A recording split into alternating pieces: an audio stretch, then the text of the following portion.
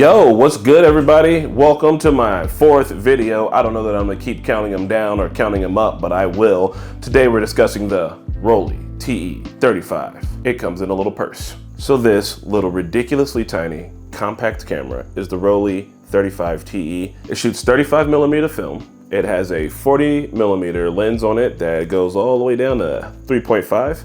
Not super fast, but fast enough to get the job done. This camera's got some little quirks, it's pretty cool, and I actually happen to shoot some of my favorite recent photos with it, even though I didn't expect it, so we're gonna get into that.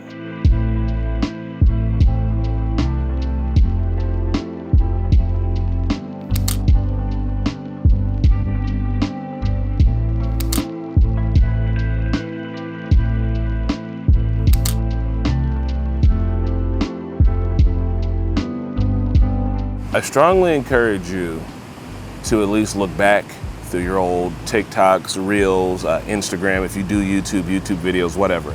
Look at them and ask yourself, do I have a favorite shirt? Because like, how is it that I've worn this shirt twice now and I'm only on video number 4? That's like half the time. It can't be right. Anyway, first let's start with the story of how I got this camera. Don't worry, I'm gonna keep it super quick. I had to get rid of my Bessa R. I learned that the Bessa Rs have some issues with them that kind of make them unusable if this thing happens. I was watching a YouTube video with, I think it was William Verbeek was in it, and he was talking about how he had bought 3 Bessa Rs and they had all malfunction on them in his way.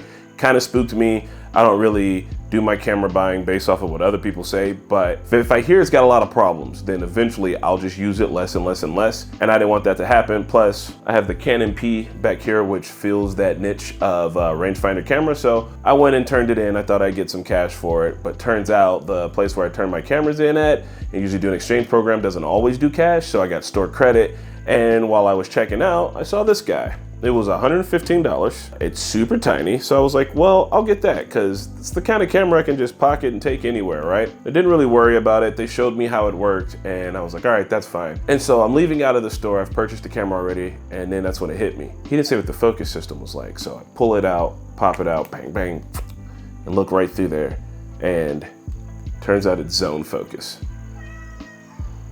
I know. So here's the thing with zone focusing. I feel like it has a lot of good sides, and the only real bad side is that it's scary.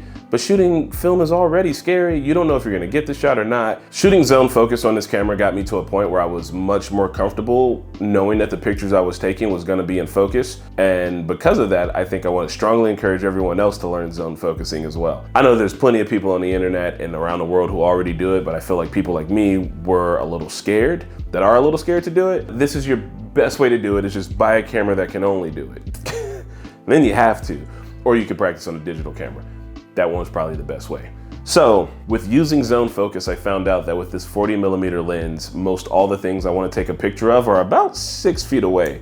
And if you're doing it on a sunny enough day, then you know, sunny 16 rule, because also the meter doesn't work in this. This is what happens when I press the button to get the battery for the meter. This little guy pops up right here for me, and the battery's in there, and I replaced it. But so since the meter doesn't work on the camera, I either do sunny 16 or I use my Sekonic meter, or I have this Domo that I got. Yeah. So I use this guy, and you're like, oh, tight, but there's no hot shoe. So nope, there is. The hot shoe is on the bottom of the camera. So bada bing, bada boom, it's under there now. It's a little weird because I have to keep flipping the camera upside down to use it.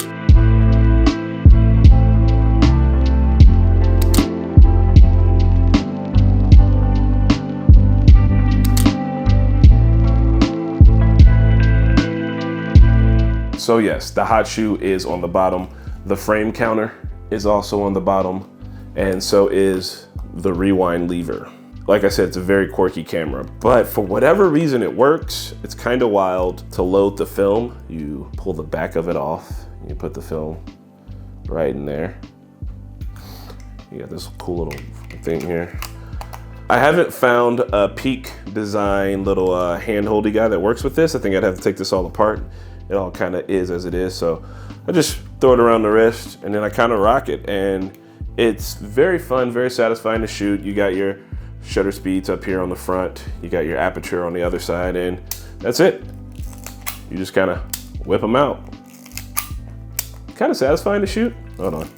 You gotta have the lever cocked before you can put the lens back in. So we're gonna set that camera down and we're gonna talk about some of the photos. I've also been hesitant to use flash with a film camera unless I have my Sekonic meter with me. With the Sekonic meter, you can set it up so that it'll tell you what good exposure is with the flash on. With this camera, I was shooting some HP5 at night and I just happened to stumble upon an event that was really fun. So I just threw the flash on and kind of went for it.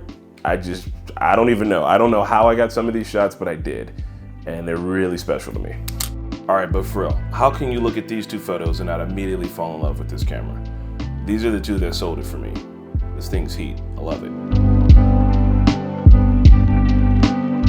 We're gonna go through the film that I shot on it while I was testing it, but here's the thing, I got so deep into testing and having fun with it that I probably shot 5 or 6 rolls. So we're gonna go through some of my favorites that I kind of went through and took, but we're not gonna dwell on them. I just really wanna show you what this camera can do when you kind of feel like I was in the flow state. I was in the zone for a minute working with this camera. And I know that it won't be like that every time I use it, but this really might be my go-to camera for going places where taking a heavier or bigger camera really wouldn't be the vibe. Let's take a look at them and yeah, let's do that. So this photo was one that I kind of really rolled the dice on. I was moving pretty fast and just kind of shot it. I knew that I was gonna have my exposure pretty right, but I wasn't sure about the focus. And even though the focus is soft on it, it still came out amazing. I love that it looks like double exposure. And this is something that I probably wouldn't have taken on any other camera because I would have been too busy trying to get the focus and trying to kind of nail it. With this one, I was just like, this looks good, I'm gonna go for it. All right, now let's get into these wrestling ones and these bar ones with the flash on. Like, I don't know what possessed me to do this. Maybe it was the 10-mile bike ride or maybe it was the beer, but regardless, I kind of went off. I personally think I kind of went off. Let me know what you think. So as you know, I've been practicing doing some street photography, so I had to take this one out for a little bit of street shooting. This time I was just doing the Fuji 400 Superior, and once again, I just really am surprised by this little tiny camera and the kind of photos it can render. I shot this one inside. I wasn't sure what the lighting was gonna look like for it, but the light was kind of spilling in nice, the composition was nice, so I took a guess at it and it did well. I need to guess less, I think, though. I'm getting scared. Also took some time to shoot some Lomo turquoise, and I got a couple of shots out of that I liked. I wish I wouldn't have used this film. I'm not super used to it, but we'll talk about this film stock at another time. For right now, I'm just testing things out and thought I'd give it a try, and these are those photos. Now, while yes, this camera did go ham for me, I will say I also missed focus more than once. And here's just a general grouping shot of those photos where I missed focus.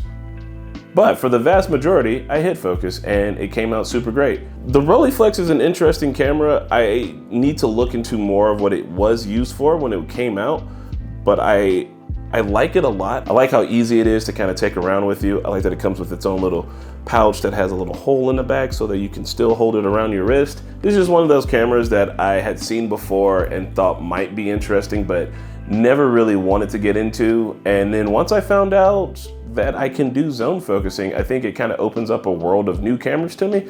There's not a lot out there that I want to get, as you can see. I think my shelf is pretty good back there, nice and tidy for me at least. And I'm not really trying to grow my collection. Plus I want to make sure that if I'm going to own a camera, I'm going to use it.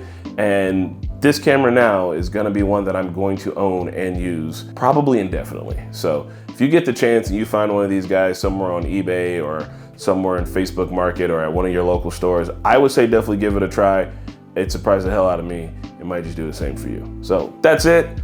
Thanks for sticking around for this one. I know it might be a slightly shorter video, but I'm really enjoying this, and I got some plans to dive more into some of these cameras back here. I don't see a lot of videos out about the Canon P, and I love it, and so I'm thinking that probably will be the next camera that I talk about.